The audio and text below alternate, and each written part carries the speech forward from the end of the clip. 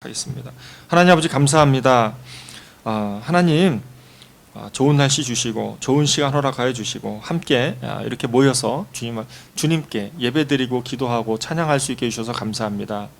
하나님 이 시간 성령께서 역사하여 주사 하나님 오늘 은혜가 충만한 이 시간 될 수 있게 하여 주시고 성령의 역사하심을 통해서 하나님 말씀을 깨닫는 우리 모두가 되게 하여 주시옵소서. 감사드리며 살아계신 예수 그리스도의 이름으로 기도드렸사옵나이다.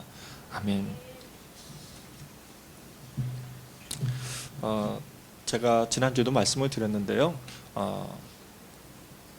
제가 말씀을 준비하면서 우리 생명의 삶과 또 IVP 주석이라는 책을 보면서 말씀을 조금 더 쉽게 여러분들에게 전하기 위해서 그렇게 제가 보면서 공부를 하고 연구를 하고 그러면서 말씀을 준비해서 오늘 가지고 나왔습니다.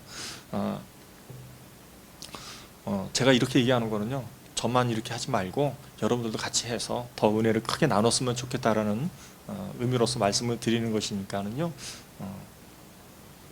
분위기는 안 하실 것 같은 분위기지만 그래도 뒤돌아서서는 하시는 줄 믿고요. 그렇게 말씀을 욥기서의 말씀을 조금 더 쉽고 조금 더 깊이 있게 조금 더 은혜 있게 그런 나누는 그런 시간들이 되었으면 좋겠습니다. 이제 일주일만 정도 욥기서를 공부하면은 이제 하박국서를 저희가 또 배우게 되거든요. 우리가 이 욥기서를 좀 더 힘을 내서 잘 배웠으면 좋겠습니다. 미국 어느 목사님이 사역을 하시는데 그 사역을 위해서 어느 분이 이제 헌금을 이렇게 하셨다라고, 헌금을 하겠다고 연락이 왔다고 합니다. 그래서 그 목사님하고 또 비영리 단체니까 그 목사님이 헌금을 이제나 저제나 기다렸대요. 근데 이제나 저제나 기다렸다는 것은 이제나 저제나 헌금을 안 했다는 얘기잖아요. 헌금이 왜 안 들어왔지? 라고 이제 궁금해서 확인을 해봤더니 세상에 그 헌금을 하시겠다고 하는 분은 이미 한 거예요. 헌금을 이미 했는데 헌금이 중간에 안 온 거야. 중간에 누가 이 헌금을 인출해서 가져가 버린 거예요. 그래가지고 이 비영리 단체가 어려움에 처하게 되었다는 것입니다.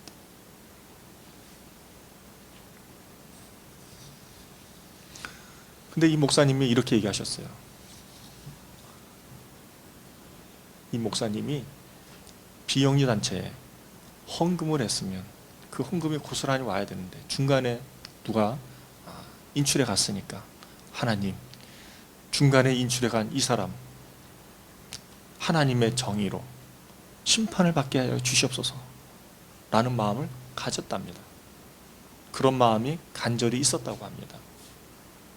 우리는 어려운 일이 있을 때, 또 뭔가 사건을 만났을 때, 또 우리가 손해를 받는 뭔가 그런 일들이 생겼을 때에 우리는 하나님의 정의로 심판을 받기를 원합니다. 오늘 욥이 그렇습니다.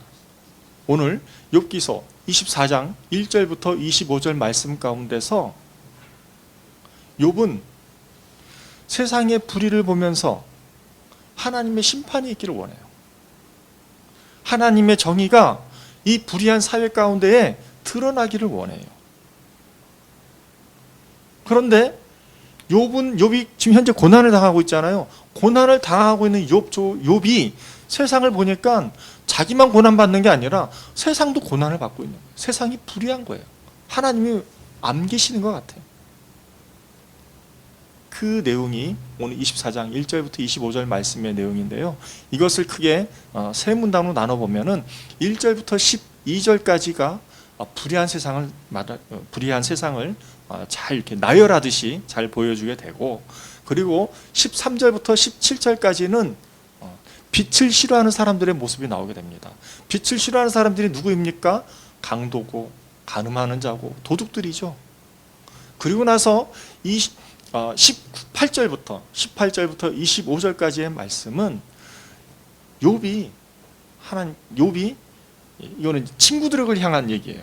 친구들에게 있어서 그러나 하나님의 개입을 통해서 심판을 받을 것이다. 하나님의 권징을 받을 것이다 라는 얘기를 합니다. 그걸 통해서 뭐라고 얘기합니까? 악인의 운명을 보여주게 되는 것이죠. 조금 더 말씀을 좀 파고 들어가도록 하겠습니다. 본문을 좀 더 깊게 살펴보도록 하겠습니다. 먼저는 24장 1절부터 12절까지의 말씀이고요. 사회의 세상의 불의한 것들을 나열하는 것 같습니다. 세상의 불의한 것들을 나열해 주는데 이 내용을 조금 더 보면 이렇습니다. 가난한 자들과 학대받는 연약한 자들의 상황을 보여주고 있어요.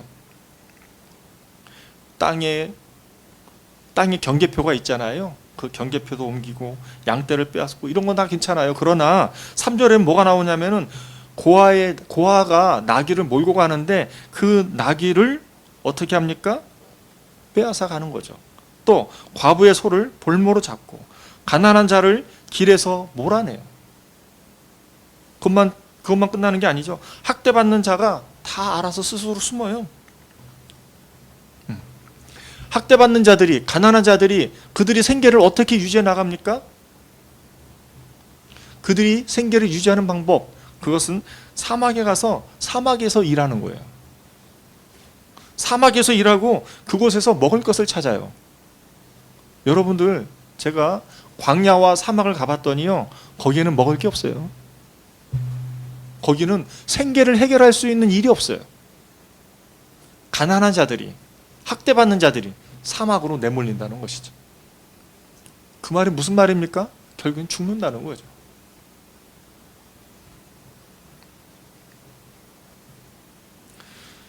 또 그걸로 끝나는 게 아니죠. 먹고 사는 걸 해결해야 되는데 아무도 없는 곳에서 음식을 찾아요. 사막에서 음식을 찾는다고 음식이 나오나요? 그렇지가 않습니다. 가난한 자들의 특징이 또 무엇입니까? 옷이 없죠. 옷이 없으니까 추위에도 무방비죠. 또 자연재해에도 무방비죠. 또 저녁에는 중동 지방은 저녁이 되면 영하로 급격히 떨어집니다. 그 영하 추운데 그 추운 날씨에도 그대로 노출될 수밖에 없는 것이죠. 추위에 벌벌벌 떨 수밖에 없는 것이죠. 이게 뭐라고요? 이게 사회의 불이에요. 욥이 고난받고 있는 상황에서 욥이 사회를 바라보니까 사회는 사회가 불의하다는 것을 쭉 나열하고 있는 것과 같다는 것이죠.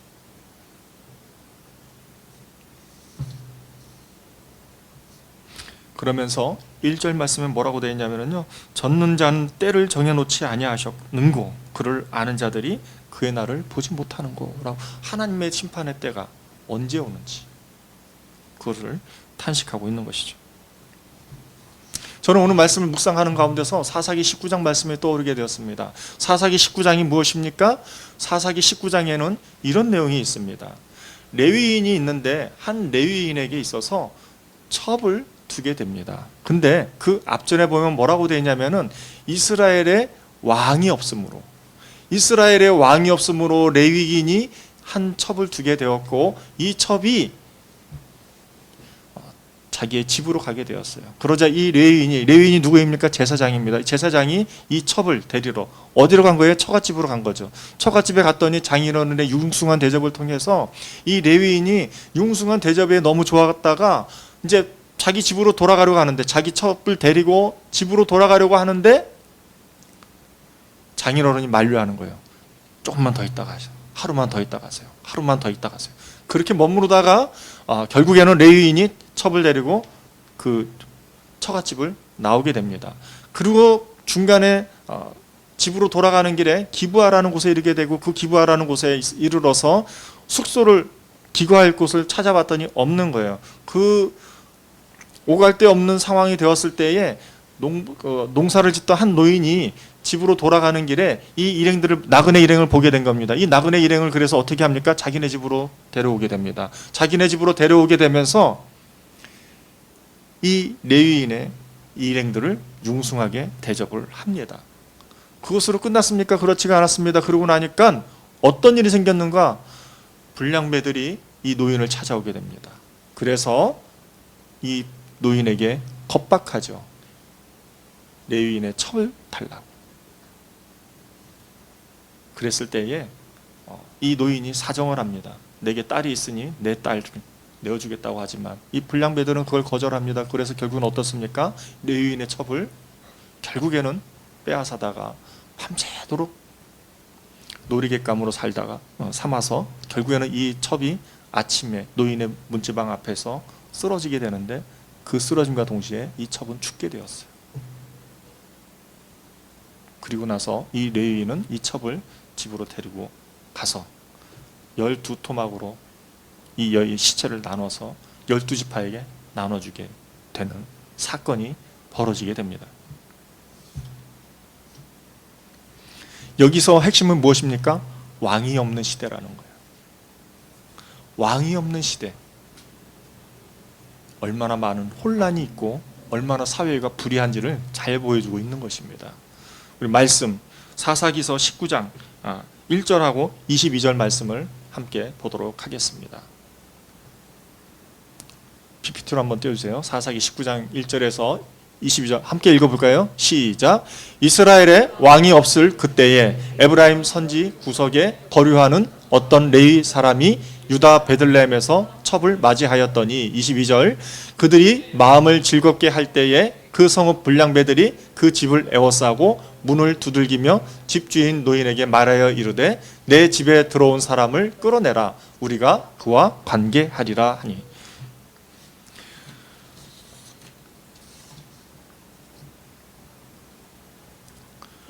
이렇게 사회가 불의한 사회예요.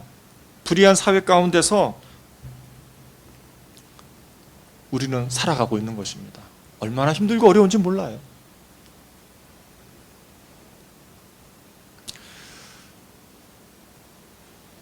제가 처음에 미국에서 있었던 일을 제가 소개를 해드렸는데 또 미국에 있는 일입니다. 미국에서 있었던 일인데요. 할머니가 계시는데 할머니가 어느 날 이렇게 혼자서 계시는 상황에서 정기 검침원이 찾아왔다고 합니다. 정기 검침원이 찾아와서 이 할머니에게 이것저것 물어봤다고 합니다. 이것저것 물어보는 가운데서 정기 검침을 다 끝나고 돌아갔다고 합니다. 그런데 이 할머니가 집으로 돌아가니까 어떤 일이 생겼습니까? 도둑이 왔다 갔어요. 무슨 말이에요? 정기 검침원이 왔다 간 게 아니라 정기 검침원이라고 해서 속여가지고 그 집에 할머니를 많은 말들을 하게 하면서 그 뒷문으로는 누가 들어왔냐면은 도둑놈이 들어온 거예요. 그래가지고 그 도둑이 들어와서 할머니의 지갑과 귀중품을 가지고 훔쳐 달아났다고 합니다.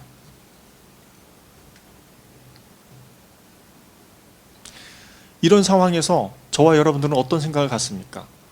이 도둑들이 정의의 심판을 받기를 원합니다. 불의한 세상에서 하나님의 정의가 드러나기를 원합니다.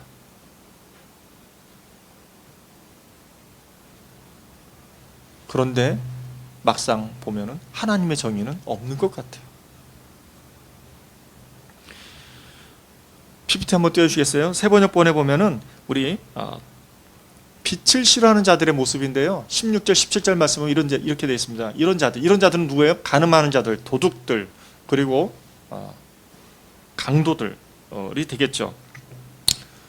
16절, 17절 함께 읽겠습니다. 이런 자들은 하나같이 밝은 한낮에는 익숙하지 못하다. 그들은 한낮을 무서워하고 오히려 어둠 속에서 평안을 누린다. 가늠한 자들이 그렇습니다. 또 도둑들이 그래요. 강도들이 그런 것이죠. 이들은 어둠에 평안한 사람들인 거예요.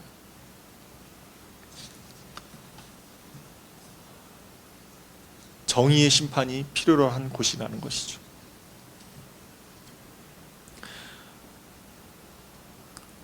하나님의 개입이 필요하지만 하나님의 개입이 안 되는 것 같아요. 근데 오늘 욥기서 24장 22절 말씀에 보면 뭐라고 되어 있냐면은 그러나 하나님이 어떻게 해요?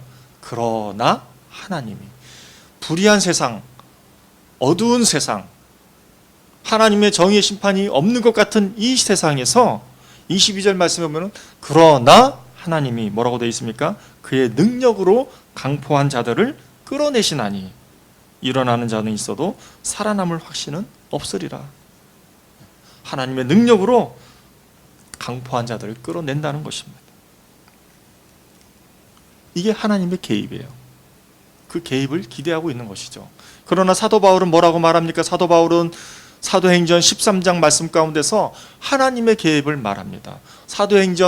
사도행전하고 그 다음에 로마서, 그 다음에 에베소서 말씀을 통해서 사도 바울은 하나님의 개입을 세 가지로 얘기하고 있는데요. 첫째, 사도행전 13장 29절하고 30절 말씀입니다. 띄워주시겠습니까? PPT로.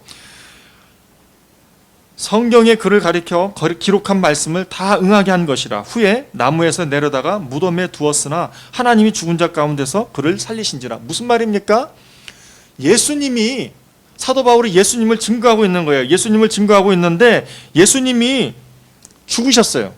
예수님이 십자가에 못 박혀서 죽으셨는데 그 죽으신 예수님을 무덤에 두었던 거예요. 무덤에 두었는데 그걸로 끝난 게 아니라는 거예요. 하나님의 개입이 있었다라는 거예요. 하나님의 개입이 있으면서 어떤 일이 생겼습니까? 사도행전 13장 30절, 그가 하나님이 죽은 자 가운데서 그를, 예수를 살리신지라. 하나님의 개입을 증거하고 있는 것입니다. 그리고 나서 그걸로 끝나는 게 아니죠. 로마서 5장 7절 8절 말씀을 통해서 보면은 하나님의 개입이 있다라는 거예요. 함께 읽어볼까요? 5장 7절하고 8절 말씀 시작. 의인을 위하여 죽는 자가 쉽지 않고 선인을 위하여 용감히 죽는 자가 혹 있거니와. 5장 8절, 우리가 아직 죄인되었을 때 그리스도께서 우리를 위하여 죽으심으로 하나님께서 우리에 대한 자기의 사랑을 확증하셨느니라. 하나님의 사랑을 확증하는 개입이 있었다는 것이죠.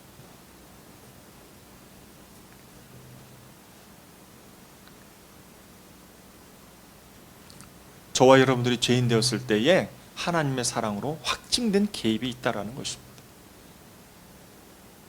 그리고 나서 에베소서 2장 1절하고 4절과 5절 말씀을 보도록 하겠습니다. 사도 바울은 뭐라고 말했습니까? 그는 허물과 죄로 죽었던 너희를 살리셨도다. 긍휼이 풍성하신 하나님, 우리를 사랑하신 그 큰 사랑을 인하여 허물로 죽은 우리를 그리스도와 함께 살리셨고 너희는 은혜로 구원을 받은 것이라. 뭐예요? 저와 여러분들이 구원을 받은 것이 하나님의 개입이라는 것이죠. 험난한 세상, 불의한 세상, 하나님의 정의가 드러나지 않는 세상 가운데서 하나님의 개입이 있었다는 것입니다. 그러나 하나님이 저와 여러분들에게 개입을 하셨는데, 예수님이 십자가에서 죽으시고 무덤에 넣어놨는데 하나님이 개입하셔서 그를 달리 살리셨고, 이 다시 살리심을 통해서, 예수 그리스도의 죽으심을 통해서 하나님의 사랑을 확증하셨고, 또 저와 여러분들에게 죄로 있을 때 구원을 통해서 하나님의 개입이 있었다라는 것을 증거하고 있는 것이죠.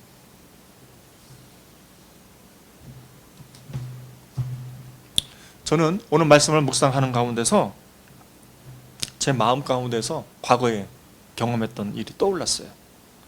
제가 열심히 일을 했습니다. 열심히 일을 하고 업체에다 납품을 했어요. 업체에다 납품을 하였는데 납품으로 끝나는 것이 아니라 물건을 받아야 될 거 아니에요. 납품했으면 돈을 받아야 하는데 사장님이 하루 이틀 이 핑계 저 핑계로 계속해서 돈을 주지 않는 거예요. 납품한 대가를 주지 않는 거예요. 그래서 계속해서 차일피일 미뤄지다가 그게 시간이 너무 오래 지나버린 거예요. 그래서 저는 생각했어요. 이건 너무 불의하다. 이거는 법의 정의로 심판을 받아야 한다. 그래서 경찰에 고소를 했어요. 경찰에 고소를 했는데 어떤 일이 생겼습니까? 한참 시간이 지나고 나서 저한테 편지가 한 통이 왔어요. 그 편지 한 통을 보니까 제가 고소한 사람은 혐의가 없는 것으로 종결이 됐어요. 사건 종결이 된 거예요. 우리가 사회의 정의를 구현하기 위해서 법을 통해서 이 모양 저 모양으로 하나님의 정의를 드러내기를 원했지만 그게 되지 않았다는 것입니다. 저는 크게 절망하고 낙심했어요. 크게 절망하고 낙심하는 상황 가운데서 도대체 이 사회에서 세상을 살아가는 데 있어서 소망이 없구나라는 생각을 했을 때에 하나님께서 제 마음 가운데 개입해 주셨어요. 제 마음의 태도와 생각과 방법을 바꿔주셨어요. 하나님께서 제 마음 가운데서 들어오셔서 어떻게 바꿔주셨는가? 하나님께서는 송사로 그 문제를 통해서 그 문제가 해결되기를 바랐던 것이 아니라 하나님은 불의한 세상에 관심이 있었던 것이 아니라 하나님은 제 자신에게 관심을 두셨던 거예요. 하나님은 저와 더 함께하기를 원하셨던 것이죠. 그랬을 때 제 마음 가운데서 정말 억울합니다, 하나님. 정말 억울함을 가지고 하나님 앞에 더 가지고 나아갔을 때에 하나님께서는 제 마음 가운데서 억울함을 끄집어내는 것이 아니라 불의한 세상 가운데 나를 구원하신 하나님, 구원해 주신 예수님을 더 많이 떠오르게 해주셨다는 것입니다.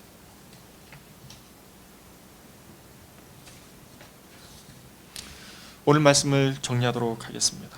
욥은 자신만 고난을 받아서 자신의 고난에 집중을 했던 것이 아니에요. 자신의 어려움, 그 고난과 환경 가운데서 자신의 고난에 집중했던 것이 아니라 고난 가운데서 사회를 받고 세상을 봤던 거예요. 사회와 세상을 봤을 때에 불의한 세상으로 가득한 것을 보게 되었어요. 그랬을 때 그걸로 끝나는 것이 아니라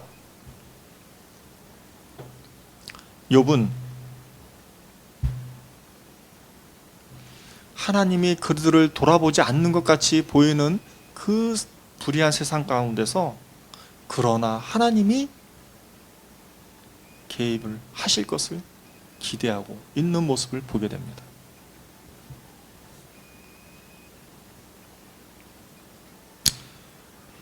하나님께서 불의한 자들을, 강포한 자들을 하나님의 능력으로 끌어내셔서 심판하실 것이라는 내용인 것이죠. 이를 통해서 저와 여러분들이 주는 교훈이 무엇입니까? 불의한 세상 가운데서 하나님은 불의한 세상을 외면하시는 하나님이 아니라 하나님이 개입을 하시는데 그 개입은 무엇입니까? 불의한 세상 가운데서 불의한 자들을 하나님의 능력으로 끌어내실 것이라는 것이죠. 그 불의한 세상에 불의한 자들 끌어내는 방법, 그것이 무엇입니까? 하나님께서는 저와 여러분들을 불의한 사회 가운데, 불의한 세상 가운데 저와 여러분들은 하나님의 개입으로 이 땅에서 구원을 받았다는 것이 하나님의 개입된 증거임을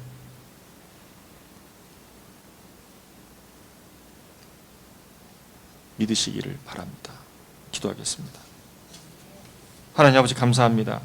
저희 주만나교회 공동체 구성원들 한 사람 한 사람을 기억하여 주시고 이 세상을 살아가면서 하나님의 개입을 구하는 상황과 환경이 있을 때에 하나님 회개하게 하여 주시옵소서.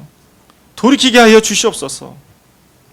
그래서 하나님의 개입을 체험하는, 하나님께서 여전히 살아계시고 하나님의 개입이 있음을 체험하는 우리 모두가 되게 하여 주시옵소서. 감사드리며 살아계신 예수 그리스도의 이름으로 기도드렸사옵나이다.